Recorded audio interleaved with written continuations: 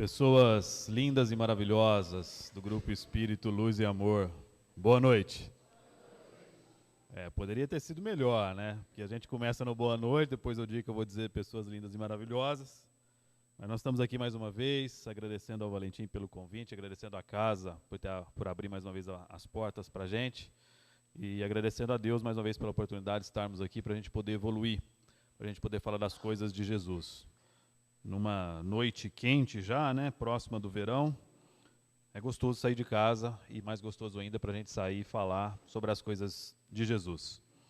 Bem-aventurados os puros de coração. A metáfora traz para nós a importância de que nós dispamos, que nós limpamos, que nós deixemos cair de dentro dos nossos corações atuais toda mácula, toda nódoa, todo o rancor que nós fazemos ocupar em razão dos nossos dias a dia, do nosso dia a dia, das nossas experiências diárias. Daquilo que a gente faz ou deixa de fazer, a gente sempre coloca uma pontinha ali dentro do nosso coração. E o que aparentemente é algo bom, é algo legal, é algo que faz com que a gente possa caminhar com aquilo com naturalidade, na verdade é algo que atrapalha a gente. E instintivamente nós começamos a sentir um peso, nós começamos a sentir uma dor, nós começamos a sentir e não fazer com que o contexto que nós encaminhamos na nossa vida se feche. E passamos a achar que nós estamos sendo perseguidos pela providência divina, estamos sendo perseguidos por Deus, estamos sendo perseguidos pelos nossos amigos espirituais. E na maioria das vezes, tudo que acontece conosco é em razão daquilo que eu faço ou deixo de fazer, de forma voluntária ou involuntária, de forma de buscarmos coisas que foram plantadas em experiências passadas, mas que venham à tona justamente nesse momento para poder nos ajudar. A nossa dificuldade maior é que nós não temos a inocência da criança, de um coração puro de uma infância, para poder entender o processo de renovação pelo qual todos nós estamos passando. E esse é o nosso maior erro. E essa é a nossa maior dificuldade. Porque para a doutrina espírita, para nós espíritas, isso está muito claro. O momento atual é apenas a passagem para uma nova etapa. E a etapa que está por vir dependerá essencialmente do que eu faço ou deixo de fazer agora. Porque se eu não souber me portar naquilo que espera a espiritualidade de mim, na grande escada evolutiva que existe, se eu não souber percorrer os degraus que ali estão, algo vai bater a minha porta. Esse algo chamado dor, esse algo chamado sofrimento.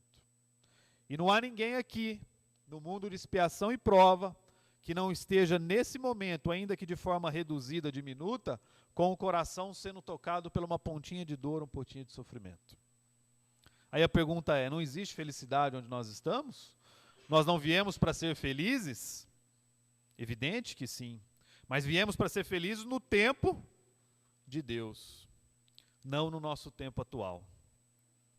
No filme Milagres do Paraíso, não sei quem teve, alguém já teve a oportunidade de assistir. Eu vou fazer uma pequena introdução, não vou dar nenhum spoiler, pode ficar à vontade para assistir depois, que é muito bom o filme, para quem não assistiu. Mas uma típica família americana, composta por pai, mãe e 3 filhas, 7, 10 e 13 anos aproximadamente. Eles vivem uma vida normal, todo mundo feliz, eles vão ao parque, as crianças vão à escola, eles vão à sua igreja professar a sua fé, e o pai trabalha, tem o seu salário, a mãe cuida da casa, trabalha, ajuda na igreja, etc, etc, etc. Até que a filha do meio começa a reclamar de uma dorzinha na barriga. Uma criança pura de coração, na inocência que a criança tem, começa a reclamar da dor na sua barriga. E essa dor, no primeiro momento, que era algo simples, toma um remedinho aqui, toma outro remedinho ali, ela vai aumentando, a barriguinha vai inchando e a dor não passa. O sofrimento aumenta. Procura um médico, não, isso é problema de apendicite. Vamos operá-la, isso será resolvido. Faz a operação e não passa. A dor continua, a dor aumenta, a mãe começa a se desesperar, as irmãs sentem, o pai também, vai no outro médico, não, isso é problema de gases, vamos tomar remédio tal que passa. Vai daqui para cá, de lá para cá, e infelizmente não conseguem achar a cura para a doença.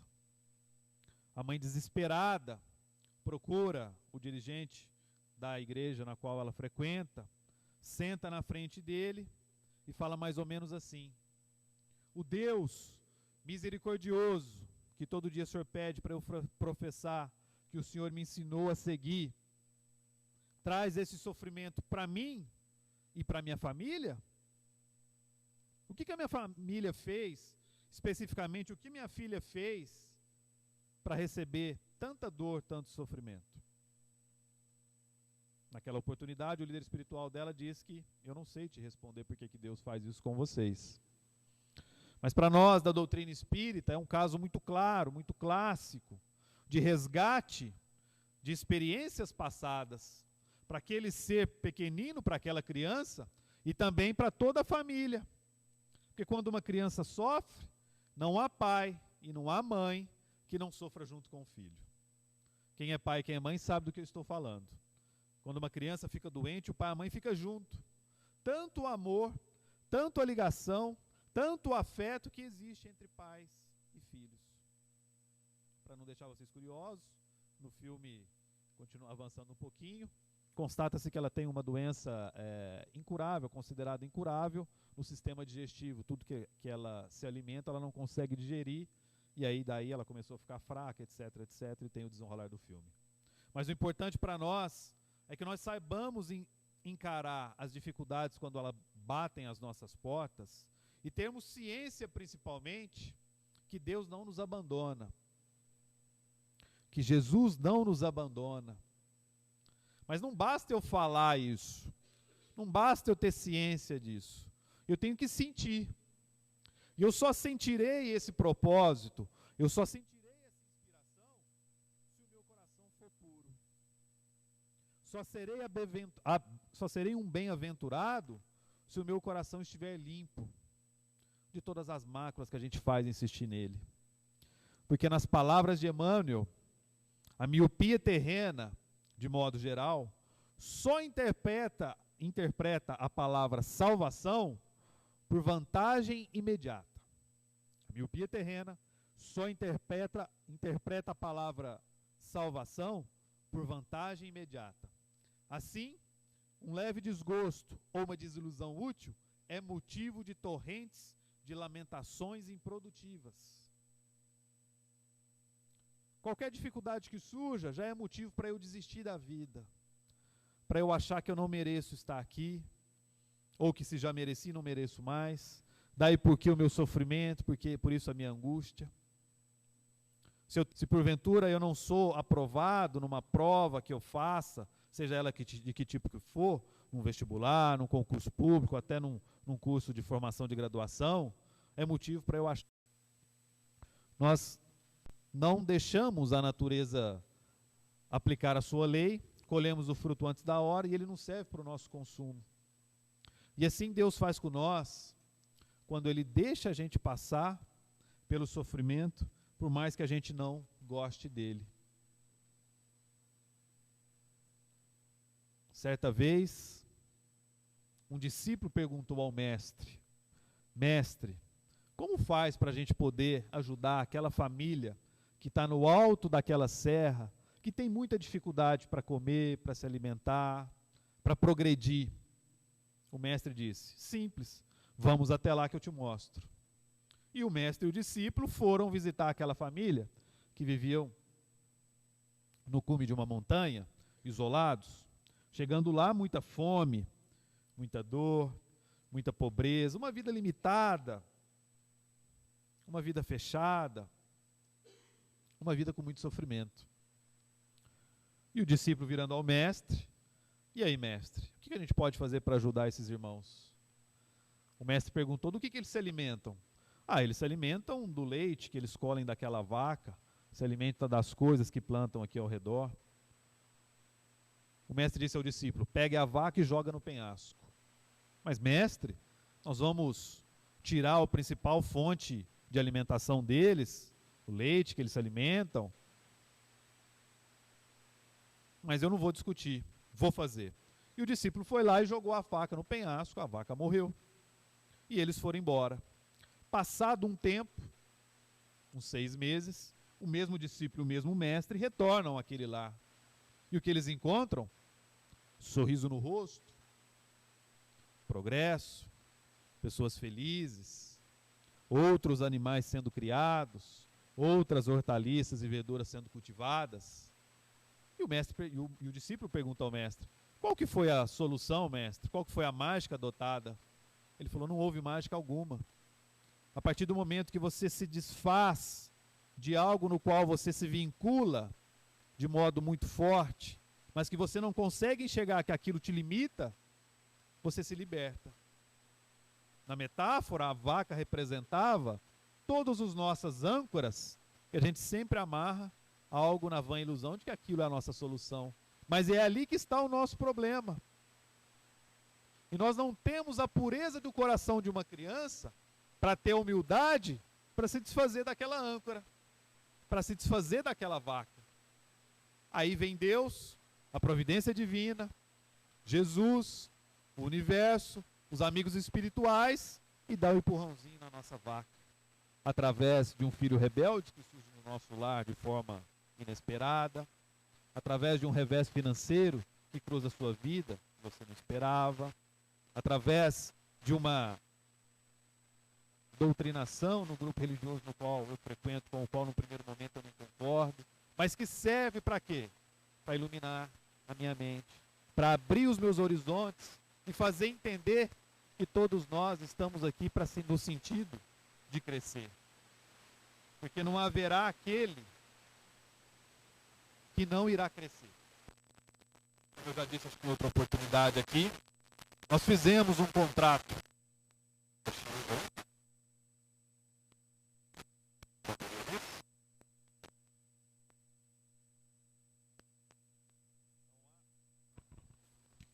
Não há alguém que esteja aqui no plano material, que estejamos aqui no mundo de expiação e prova, que não fez um contrato com Deus. E é um contrato de cláusula unilateral, no qual nós não tivemos a opção de escolher. Só veio para cá aquele que tem, ou aquele que vai progredir. Evidentemente que o tempo da progressão, o tempo do merecimento, somos nós que damos, somos nós que fazemos. Podemos ficar aqui estacionados, mas aí o sofrimento e a dor na pontinha do nosso coração será cada vez maior. Allan Kardec, no Evangelho segundo o Espiritismo, nos diz que a caridade e a humildade é a senda única da salvação. O egoísmo e o orgulho é da perdição. E aí a dúvida que fica é: como é que eu faço então? Se a caridade e a humildade é aquilo que vai me fazer chegar mais próximo de Deus, como é que eu faço para eu valorizar a caridade e a humildade? E como é que eu faço para esquecer o orgulho e o egoísmo? Se são as coisas que me conduzem à perdição, ao sofrimento. E eu tinha dúvida, no sentido de entender ou saber, se dependia só da gente. E achei lá no Livro dos Espíritos, na questão 909, a pergunta: poderia sempre o homem, pelos seus esforços, vencer as suas más inclinações? Poderia o homem, pelos seus esforços, vencer as más inclinações? Traduzindo para a gente: depende só da gente? Depende só de mim? Ou depende de algo externo? Depende do outro? Depende da vontade de Deus? Depende das leis da natureza? E a espiritualidade respondeu para Kardec naquela oportunidade: sim. Ou seja, depende só de você. Frequentemente fazendo esforços muito insignificantes, esforços pequeninos. O que falta é vontade. O que falta é vontade. Quão poucos dentre vós fazem esforços? A palavra-chave aqui é vontade. E será que é essa vontade que nós assimilamos nesse conceito geral que nós temos aqui no Mundo Expiação e Prova? Será que é a vontade de querer, de falar, não, eu quero, eu vou, eu consigo? Emmanuel, no livro Pensamento e Vida, no capítulo 2, tem um título chamado Vontade. E ele fala o seguinte, que a nossa mente humana é como se fosse um grande escritório. Você tem na sua mente um grande escritório. E esse escritório ele é dividido por setor. Quem trabalha em escritório sabe que geralmente os escritórios é dividido por setor, cada setor faz uma tarefa. E Emmanuel elenca quais são os setores que compõem a nossa mente. Ele diz que no primeiro momento nós temos o departamento do desejo. O departamento do desejo é onde operam os nossos propósitos e as nossas aspirações. É onde nós acalentamos o estímulo ao nosso trabalho. No segundo departamento, é o departamento da inteligência. E para que serve esse departamento da inteligência? Ela serve para dilatar os patrimônios da nossa evolução e da nossa cultura. No terceiro departamento, é o departamento da imaginação, que serve para a gente o quê? Amealhar as riquezas do ideal e da nossa sensibilidade. É a oportunidade que nós temos para suportar os momentos ruins através da imaginação. E por último, o departamento da memória, que arquiva as nossas súmulas de experiência e define os nossos investimentos da alma. Então, a sua mente é dividida nesses 4 setores: desejo, inteligência, imaginação e memória. E eles estão todos interligados sob algo que está superior a esses 4 departamentos, chamado vontade, que é um gabinete, que é um coordenador, que é uma gerência. Continua Emmanuel que a vontade é a gerência esclarecida e vigilante. Governa todos os setores da nossa ação mental. É o leme de todos os tipos de força incorporados ao nosso conhecimento. Olha que importância, a vontade é o leme de todos os tipos de força que nós incorporamos ao nosso conhecimento. Ou seja, a partir do momento que você deseja algo, a partir do momento que você tem a vontade de fazer algo, ela influencia no seu desejo, na sua imaginação, na sua inteligência e na sua memória. Continua ele. Na vontade, a gente dispõe do botão poderoso que decide o movimento ou a inércia da máquina. A minha vontade é que dita o ritmo, se eu vou progredir, se eu vou parar, se eu vou fazer ou se eu não vou fazer. Só a vontade é suficientemente forte para sustentar a harmonia do espírito.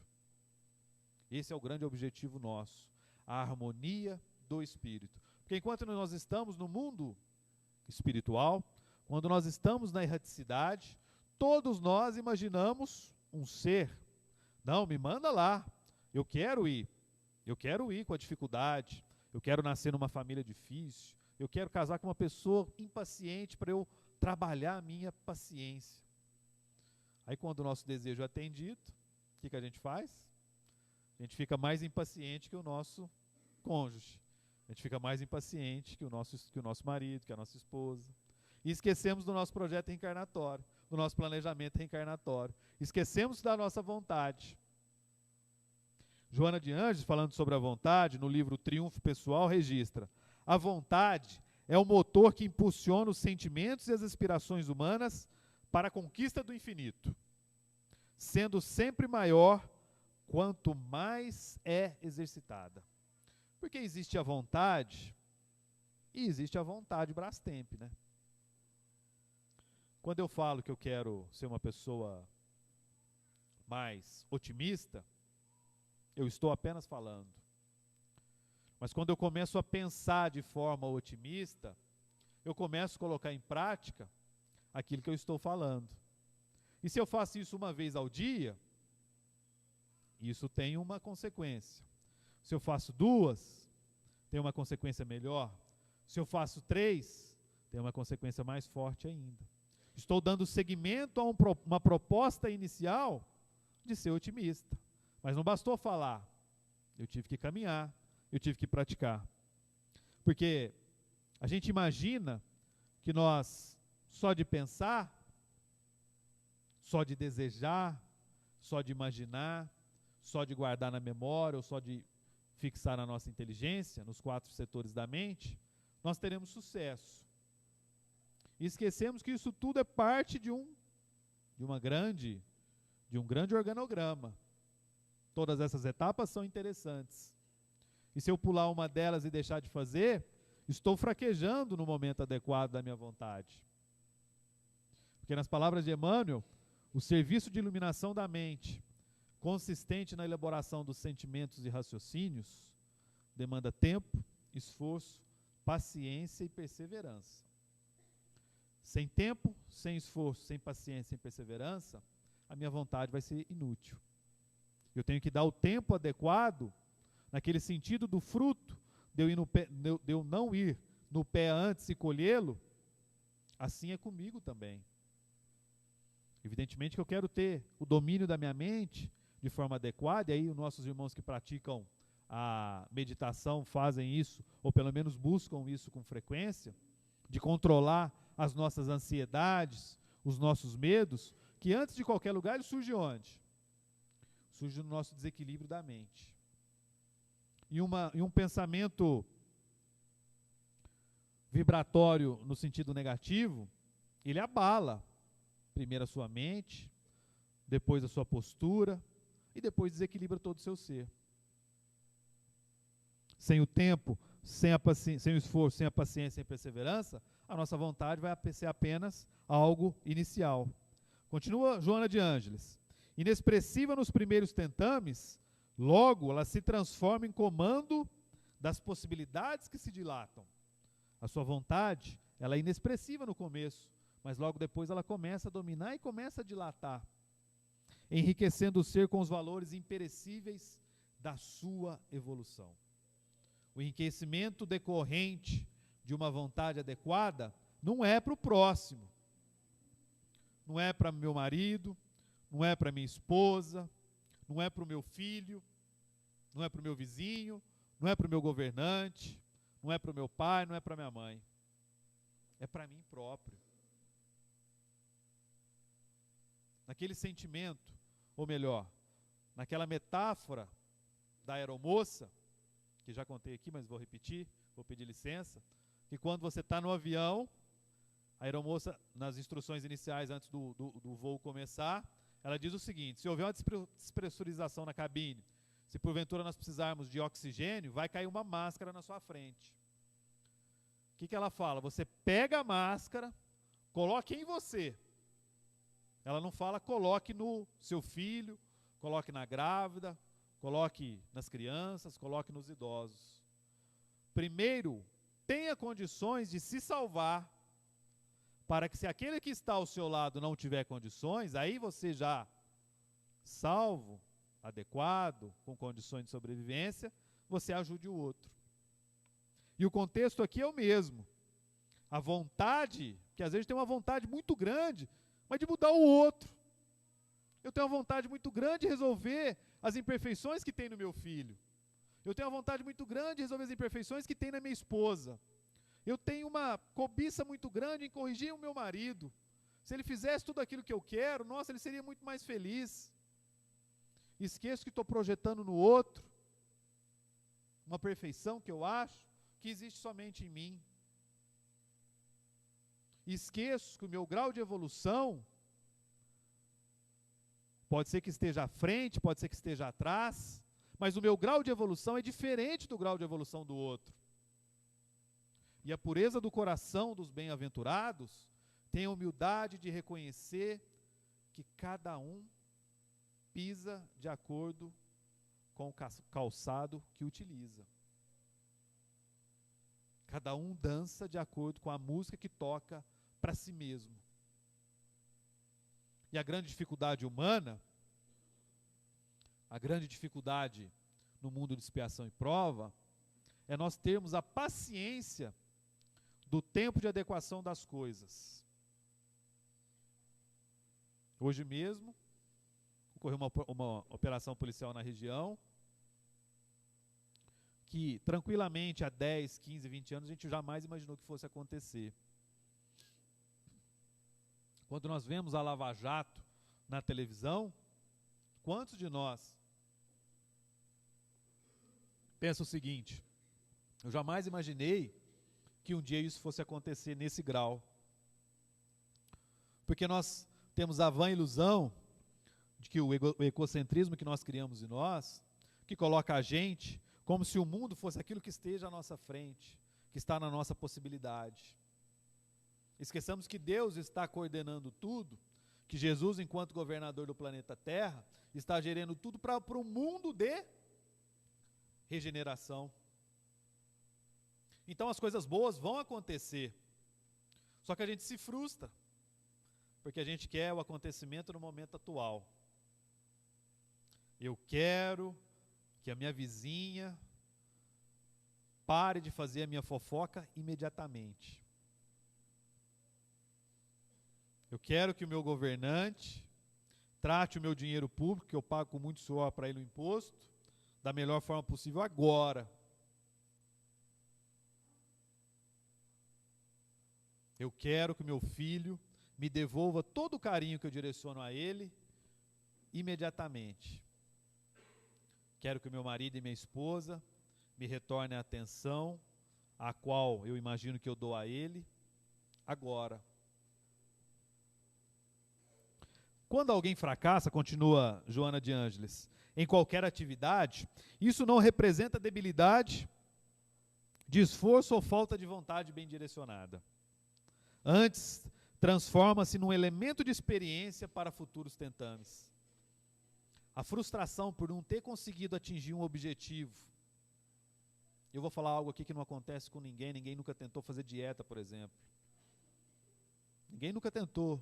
Porque quando alguém tenta fazer dieta, eu também nunca tentei, só me falaram. A pessoa tenta e não consegue, ela se frustra, ela chuta o balde. Aí ela fala, não, já que eu não consegui mesmo, né, então traz aquele pavê lá na geladeira. Já que eu não consegui mesmo, vamos lá naquele restaurante, Valentim, vamos lá naquela picanha que você ficou de me pagar. E esquece que isso faz parte do processo. Eu não consegui naquela oportunidade, então o que eu tenho que fazer? Analisar o que foi o ponto no qual eu falhei. Por que eu não consegui? Porque eu não me alimentei antes de forma adequada, porque eu dei muito valor àquele alimento, porque alguma situação me tirou fora do eixo. E é a Joana de Ângeles que fala, é elemento de experiência para futuras tentativas. Porque a experiência serve para nós como uma oportunidade de aprendizado. Existe um escritor mineiro chamado Pedro Nava que fala que a experiência é um farol voltado para trás. Ou seja, a situação que surge agora na minha frente não vai ser resolvida se eu for lá atrás e buscar as coisas. Mas as coisas que eu busco atrás, pode ser que me ajude a entender o contexto da atual dificuldade. Daí porque a gente não pode descartar nenhuma situação, e principalmente aquela na qual nós sofremos. E o que a gente faz com os registros de sofrimento que a gente coloca lá no departamento da memória? A gente vai lá e apaga. Fala, não, essa situação no qual eu fui humilhado, eu não quero lembrar jamais. Fulano que gritou comigo, que me xingou, eu não quero nem ver mais. Esqueçamos que ali está o ponto de aprofundamento e de possibilidade de crescimento. Emmanuel continua, sem a vontade, o desejo, sem a vontade adequada, o desejo pode comprar ao engano aflitivos séculos de reparação e sofrimento. Se você não tiver uma vontade adequada, aquilo que você desejar pode te comprometer em muitas outras encarnações. E para nós espíritas isso é muito claro, porque a gente sabe que a gente não está aqui na última oportunidade, nós teremos muitas outras pela frente. E o que eu fizer agora vai me segurar lá. A inteligência pode aprisionar no subterrâneo da criminalidade. Se a minha vontade não for adequada, a minha inteligência pode ser usada pelo lado do mal. E aqui nós temos o exemplo dos nossos irmãos de Brasília, onde muitos são inteligentíssimos, mas usam a inteligência para desviar a verba pública, para desviar a merenda escolar, para desviar o medicamento do posto de saúde, para colocar dentro do próprio bolso na vã ilusão de que o dinheiro vai resolver o problema dele. Sem a vontade adequada, continua Emmanuel, a imaginação pode gerar perigosos monstros na sombra. Se eu não souber dosar a minha imaginação, eu começo a imaginar coisas que não correspondem à nossa realidade. E começo a criar o problema, um dragão, onde existe apenas um gatinho. sem a memória, sem a vontade adequada, a memória pode cair em deplorável relaxamento.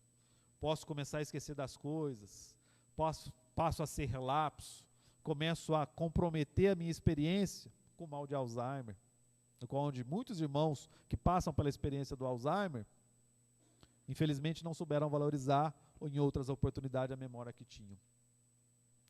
Porque do mesmo jeito que a vaca não dá leite, Deus não te dá a sua evolução de mão beijada. Vocês sabiam que a vaca não dá leite? O professor Mário Sérgio Cortella, de filosofia, contou a história o seguinte: ele tem 3 filhos. Quando os filhos deles eram criancinha, ele chegava para os filhos e falou: filho, quando você tiver 12 anos, eu vou te mostrar o segredo da vida. Eu vou te falar o segredo da vida. E foi falando para os filhos, 5, 6, 7, 8, até que o primeiro filho deles completou 12 anos de idade. Acordou, ansioso, 4 horas da manhã, foi lá na cama do pai e da mãe, acordou o professor Cortella, falou: pai, já tenho 12 anos. Tá, meu filho, tudo bem, parabéns, mas são 4 horas da manhã, o que você quer? Não, eu quero que você me fale o segredo da vida. Você sempre me prometeu que quando eu tivesse 12 anos, chegou a hora. Ah, pois não, vamos lá. Aí ele levantou, vamos lá tomar um café, sentou lá na cozinha, passando um café, organizando. Sabe o que é, meu filho? O segredo da vida é que a vaca não dá leite. Ele falou: filho, como a vaca não dá leite, pai? Sim, a vaca não dá leite. Não, mas nós estamos aqui com uma caixinha de leite, aqui dentro tem leite, e esse leite veio da vaca, pai. Como é que não saiu da vaca? A vaca não dá leite no seguinte sentido, meu filho. Para o leite sair da vaca, alguém teve que acordar nesse horário ou até um pouco antes, 3h30, 4 horas da manhã. Alguém teve que sair da cama quente, atravessar um campo,